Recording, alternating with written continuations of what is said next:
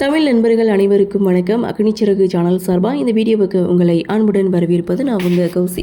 கார்த்திக் ரேவதி சீரியலுடைய இன்னைக்கு எபிசோடுக்கான ரிவ்யூ என்ன அப்படின்றத பார்க்கலாம். எபிசோடை பொறுத்த வரைக்கும் சிவனாண்டி சொன்னபடி மாயா சாமுண்டீஸ்வரி மேலே போலீஸில் போய் கம்ப்ளைண்ட் கொடுக்குறாங்க. இது மாதிரி என் கொழுந்தனை சாமுண்டீஸ்வரி தான் கடத்தி வச்சுருக்காங்க அப்படின்னு சொல்லி ஒரு கம்ப்ளைண்ட்டை கொடுக்க, ஏன் எதுக்குன்னு மாயா கிட்ட விசாரிக்கிறாங்க. அப்போ தான் மாயா டீட்டெயிலாக சொல்கிறாங்க. அவங்க வீட்டு பொண்ணை என் கொழுந்தனுக்கு கல்யாணம் பண்ணதாக இருந்தது. ஃபஸ்ட் இதில் விருப்பம்தான், ஆனால் அப்புறம் போக போக அவங்களுக்கு இந்த கல்யாணத்தில் விருப்பமே இல்லை, அதனால என் கொழுந்தனை கடத்தி வச்சுட்டாங்க அப்படின்னு சொல்லி சாமுண்டீஸ்வரி மேலே ஒரு கம்ப்ளைண்ட்டை வந்து கொடுக்குறாங்க.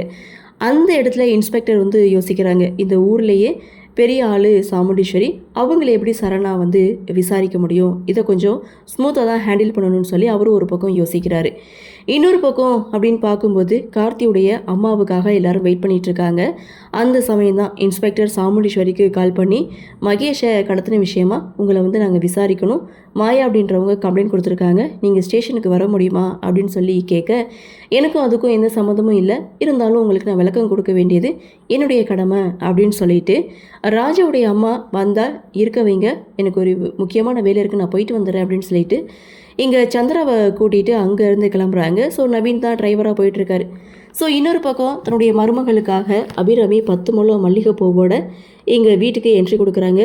ரொம்ப நாள் கழித்து அண்ணனை பார்த்த சந்தோஷம், இவ்வளோ நாள் பிரிஞ்சு இருந்ததை நினச்சி வருத்தப்பட்டாலும் இப்போ சம்மந்தி ஆகிட்டாங்க அப்படின்றத நினச்சி ரொம்ப சந்தோஷப்படுறாங்க.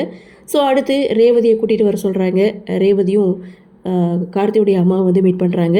நல்லா இருக்கியாம்மா அப்படின்னு சொல்லி கேட்கும்போது, எங்கே நல்லா இருக்க முடியும், உங்கள் பையன் தான் என் வாழ்க்கையை கெடுத்துட்டானே அப்படின்னு சொல்லி ரேவதி ஒரு பக்கம் பேச, என்ன எப்படிலாம் பேசிகிட்டு இருக்கேன்னு சொல்லி அவருடைய அப்பா வந்து கண்டிக்கிறாங்க. ஸோ அந்த இடத்துல பார்த்திங்கன்னா வாங்கிட்டு வந்த மல்லிகைப்பூவை ரேவதியுடைய தலையில் வந்து வச்சு விடுறாங்க. ஸோ இதுக்கப்புறம் அபிராமி இங்கே ராஜராஜனை அண்ணன் கூப்பிட்டதை பார்த்து ரோகிணியும் ரேவதியும் செம ஷாக் ஆகிறாங்க. அண்ணன் முறையா என்னது அப்படின்னு சொல்லி கேட்கும்போது, அப்போது மயில் வாகனம் சொல்கிறாங்க, அதாவது இப்போது ராஜா ரேவதியோடைய ஹஸ்பண்ட் ஆகிட்டாரு, ஸோ சம்மந்திங்கெல்லாம் இப்படி வந்தால் அண்ணன் முறை வச்சு கூப்பிடுவாங்க அப்படின்னு சொல்லி சமாளிக்கும் போது, அப்போது அபிராமி ரேவதி கிட்டே தனியாக பேசணும்னு சொல்லி ரேவதியை தனியாக கூட்டிகிட்டு போகிறாங்க. இன்னொரு பக்கம் ஸ்டேஷனுக்கு போன சாமுண்டீஸ்வரி சந்திரா எதுக்காக தன்னை வர சொன்னீங்க அப்படின்னு சொல்லி கேட்கும்போது, மாயாவுடைய என்ட்ரி, இது மாதிரி மகேஷை கடத்தி வச்சுருக்காதா, அவங்க அண்ணி வந்து கம்ப்ளைண்ட் கொடுத்துருக்காங்க, ஸோ இதை பற்றி நீங்கள் என்ன சொல்கிறீங்கன்னு சொல்லி கேட்கும்போது, இதுக்கும் அது எனக்கும் எந்த ஒரு சம்மந்தமும் கிடையாது, ஸோ இதனால் என் பொண்ணு தான் மன உளைச்சலில் இருக்கா, அப்படி இருக்க நான் எதுக்காக மாப்பிள்ளையை கடத்த போகிறேன் அப்படின்னு சொல்ல, ஸோ அந்த இடத்துல மாயா பார்த்தீங்கன்னா, இல்லை இவங்க மேலே தான் எனக்கு சந்தேகமாக இருக்குது, இவங்க தான் கடத்தியிருப்பாங்க அப்படின்னு சொல்லும்போது, சரி நாங்கள் தேடுறோம் விசாரிக்கிறோன்னு சொல்லி அனுப்பி வைக்கிறாங்க. ஸோ இன்னொரு பக்கம் இவங்க எல்லோரும் கொஞ்சம் டென்ஷனாக இருக்காங்க. காரணம், சாமுண்டீஸ்வரி வீட்டுக்கு வந்தால் அபிராமியை கண்டுபிடிச்சிருவாங்க. ஸோ என்ன பண்ணலாம் அப்படின்னு சொல்லி யோசிக்கும்போது டிரைவராக போயிருக்குது நவீன் தான்.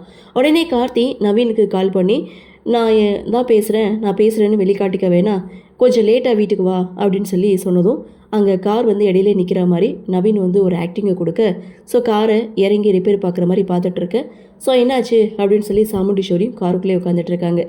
இன்னொரு பக்கம் அபிராமி ரேவதி கிட்டே பேசிகிட்டு இருக்காங்க. ரேவதி பார்த்திங்கன்னா, எங்கள் அம்மாவுடைய மனசை மாற்றி உங்கள் புள்ள என் கழுத்தில் கட்டாய தாலி கட்டிட்டாரு, என் வாழ்க்கையே போயிடுச்சு அப்படின்னு சொல்ல, என் புள்ள எப்போதும் அப்படி ஒரு இதை வந்து செய்யவே மாட்டான், அவன் ரொம்ப நல்லவன் அப்படின்னு சொல்லும்போது, என்னதான் இருந்தாலும் அவன் ஒரு உங்கள் புள்ள, அவரை நீங்கள் விட்டு கொடுக்க மாட்டீங்களே அப்படின்னு சொல்ல, அதுக்காக சொல்லலை, இப்போ அவனை நீ தப்பாக புரிஞ்சிட்ருக்க, கூடிய சீக்கிரம் நீ அவனை சரியாக புரிஞ்சுப்ப, அதுக்கப்புறம் 2 பேரும் நீங்கள் சந்தோஷமாக வாழ்வீங்க அப்படின்னு சொல்லி பேசிகிட்டு இருக்கும்போது, கரெக்டாக அந்த சமயம் கொடுத்த டைம் முடிஞ்சிருச்சு அப்படின்னு சொல்லிட்டு இங்கே நவீன் ஒரு பக்கம் காரை எடுத்துகிட்டு வந்துட்டுருக்காங்க. ஸோ இன்னொரு பக்கம் என்ன நடக்கும், அதற்கிடையில் அபிராமி அங்கேருந்து கிளம்பிடுவாங்களா மாட்டாங்களா அப்படின்ற ஒரு எதிர்பார்ப்போட இன்றைக்கி எபிசோடாக முடிக்கிறாங்க. சரி, என்ன நடக்குது, என்ன மாதிரியான சுவாரஸ்யத்தோடு கதைக்குள்ள நகர்வை கொண்டு வராங்க அப்படின்றத நாமளும் பொறுத்திருந்து பார்க்கலாம்.